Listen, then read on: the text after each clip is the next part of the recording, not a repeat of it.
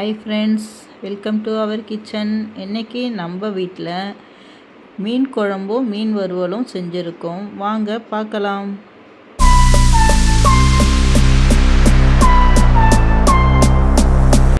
Okay friends, இன்றைக்கி பார்த்திங்கன்னா தெருவில் தான் மீன் வந்தது. இந்த மீன் பேர் பார்த்திங்கன்னா பன்னா மீன். இந்த பன்னா மீன் நான் சமைச்சு எனக்கு ஞாபகம் இல்லை. ரொம்ப ரேர் இதை நான் சமைச்சதுன்னு நினைக்கிறேன். நான் நிறைய இது வாங்கினது கிடையாது.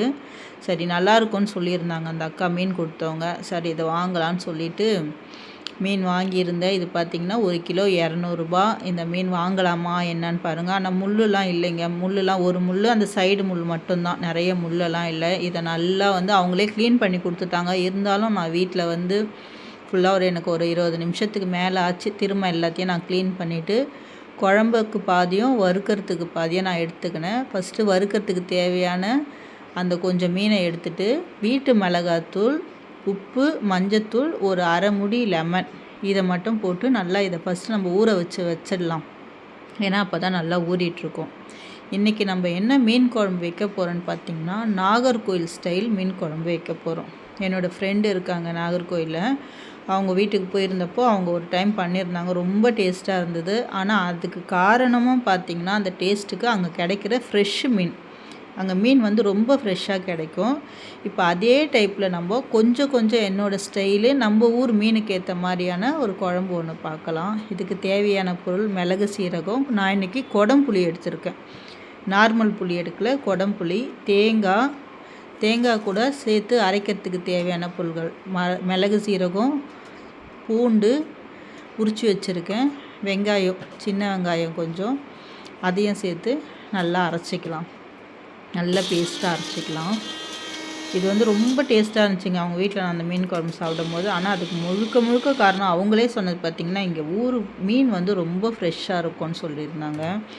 அவங்க ஊர்லாம் பார்த்திங்கன்னா எல்லாமே கலந்து மீனை அது கூடயே போட்டு கொதிக்க வச்சு அதுக்கப்புறம் தாளிப்பாங்க. ஆனால் நம்ம ஊர் மீனுக்கு அது செட் ஆகுமான்னு எனக்கு சரியாக தெரியல.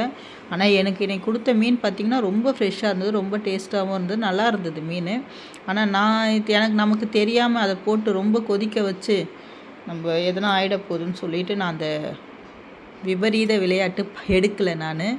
இப்போ அந்த தேங்காய் பேஸ்ட்டு ஒரு பாத்திரத்தில் எதில் குழம்பு வைக்க போகிறோமோ அதில் போட்டுட்டு, ஒரு ஸ்பூன் மஞ்சத்தூள், வீட்டு மிளகாத்தூள், ஆல்ரெடி நான் அரைச்ச மசாலா வீட்டு மிளகாத்தூள், இது கொஞ்சம் போல் உப்பு போட்டு, ஒரு தக்காளி நான் 2ஆக கட் பண்ணிட்டேன். ஒரு தக்காளி போதுமானது, 2 பச்சை மிளகா. இது பார்த்திங்கன்னா ஆனால் சட்டுன்னு முடிஞ்சிடும். நம்ம மீன் குழம்பு வைக்கிற மாதிரி நிறைய வதக்கிலாம் இதுக்கு செய்ய தேவையில்ல, சட்டுன்னு முடிஞ்சிடும் வேலை இது.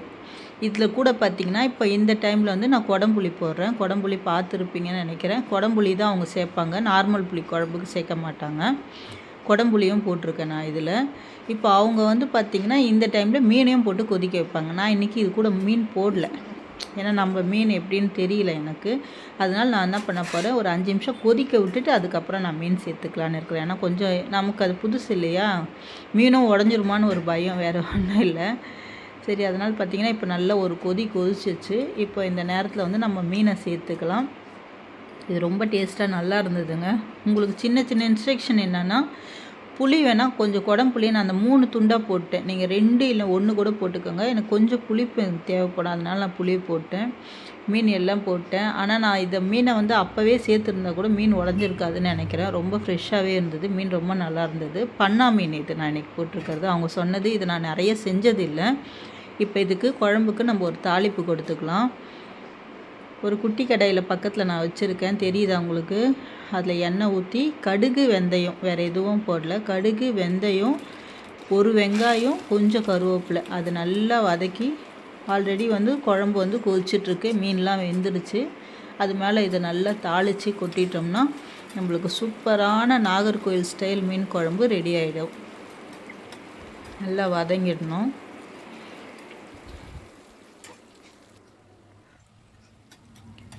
நல்லா வதங்கிட்டோன்னா இந்த மீன் குழம்பு கூட நம்ம இதை சேர்த்துடலாம்.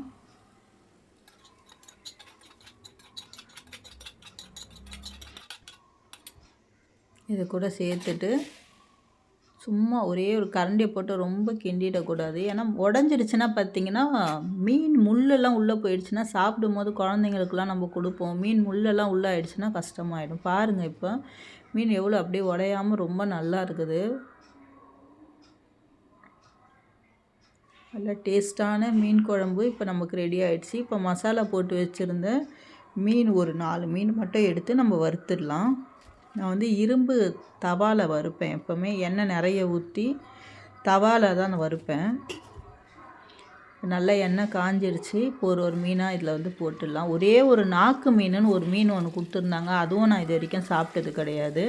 அந்த நாக்கு மீன் இப்போ நீங்கள் ஃபஸ்ட்டு போட்டேன் பார்த்தீங்களா, அதுதான் அந்த நாக்கு மீன். அது ரொம்ப டேஸ்ட்டாகவே இருந்தது. அந்த அண்ணனே சொன்னார், அந்த அண்ணன் அக்கா 2 பேரும் எடுத்துருந்தாங்க. அந்த அண்ணன் சொன்னார், இல்லை இது மீன் ரொம்ப நல்லாயிருக்கும், இந்த நாக்கு மீன். ஒன்றே ஒன்று மட்டும் இருந்தது, அது கொடுத்துருந்தாங்க எனக்கு. மீன் நல்லா புரிஞ்சிடுச்சு. எப்போவுமே மீன் வறுக்கும் போது கொஞ்சம் கருவேப்பிலை போட்டு வறுத்திங்கன்னா ரொம்ப டேஸ்ட்டு ரொம்ப நல்லாயிருக்கும். இந்த மீனை எடுத்துகிட்டு இந்த மீன்லேயே பார்த்திங்கன்னா நான் சாதத்தை போட்டு பாப்பாவுக்கு கொடுத்துருந்தேன். நான் வந்து பார்த்திங்கன்னா பழைய சாதமும் மீன் வறுவல் அதை வச்சு தான் சாப்பிட்ருந்தேன்.